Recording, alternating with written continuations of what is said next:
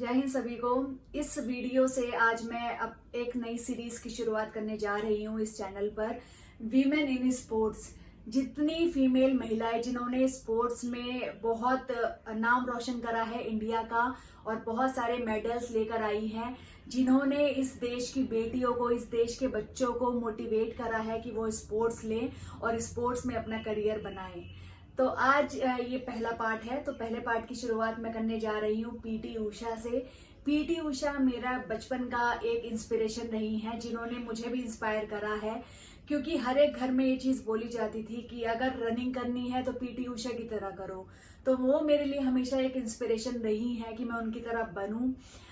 उनकी डेडिकेशन के जो उन्होंने इंटरनेशनल लेवल पर अपनी डेडिकेशन के साथ अपने भारत देश को रिप्रेजेंट करा, और वो पहली महिला एथलीट बनी जिन्होंने ओलंपिक्स के फाइनल्स में जो पहुंची, और 20 साल की उम्र उनकी थी जब वो ओलंपिक्स के फाइनल में पहुंची थी।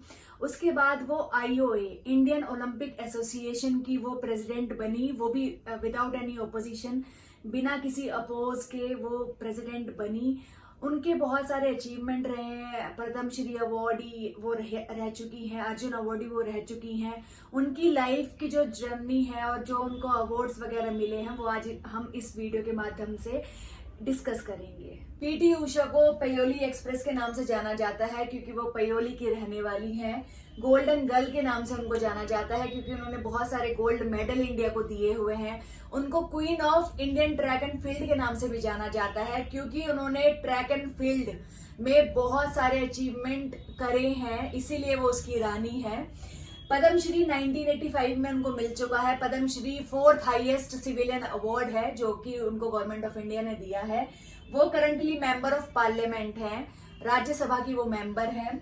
आईओए, इंडियन ओलंपिक एसोसिएशन की वो प्रेसिडेंट हैं और वो अनअपोज्ड प्रेसिडेंट हैं। उनके ओपोजिशन में कोई था ही नहीं और अनअपोज्ड प्रेसिडेंट वो इलेक्ट हुई हैं। आईओए जो भी इंडिया में ओलंपिक्स का काम किया जाता है, ओलंपिक्स के लिए सिलेक्शन होते हैं, ओलंपिक की कमेटी होती है, उन सब की जो हेड है वो पीटी उषा है करंटली।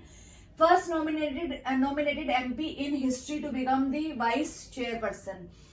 अगर राज्यसभा में चेयरपर्सन नहीं है, वाइस चेयरमैन नहीं है, तो पीटी उषा उस राज्यसभा की प्रोसीडिंग को लीड करेंगी। ये उनको पावर दी हुई है और ये इंडियन हिस्ट्री में पहली बार हुआ है जो कि नॉमिनेटेड इंसान को ये चीज मिली है।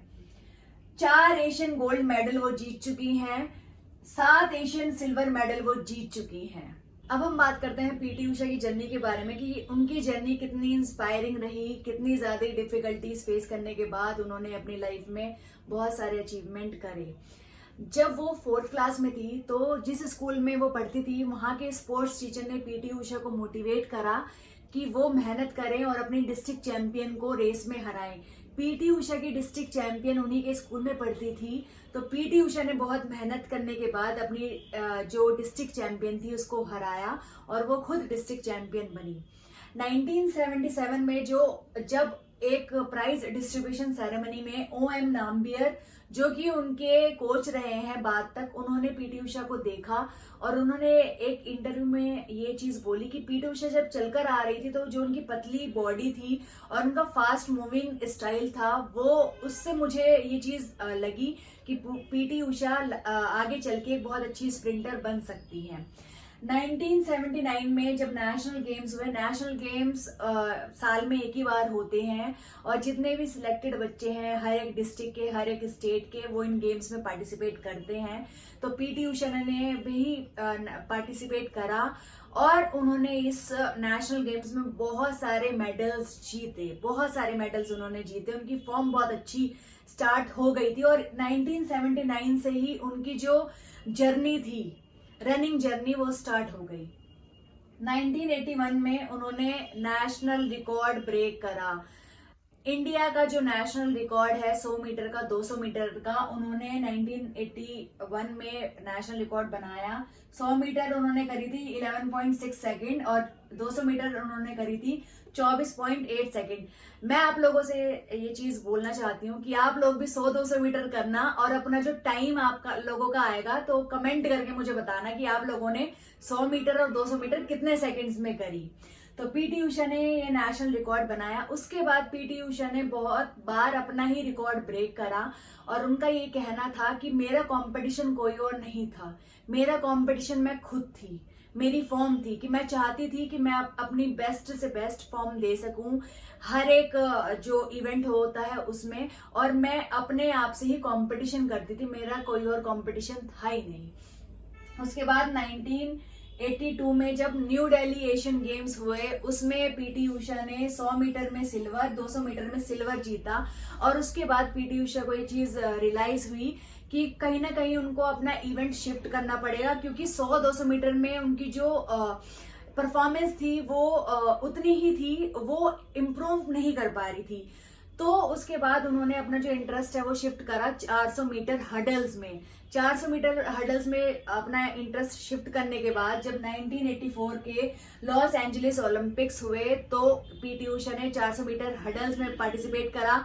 और जो हीट होती है, फाइनल से पहले सिलेक्शन होता है कि फाइनल्स में कौन लोग जाएंगे, तो उनके लिए हीट कराई जाती है। हीट में पीटी उषा ने इंटरनेशनल जो स्प्रिंटर थी उसको भी हरा दिया था। उनका जो टाइमिंग था हीट में 54 सेकंड था, और फाइनल्स में पीटी उषा का टाइम 55.4 सेकंड्स था।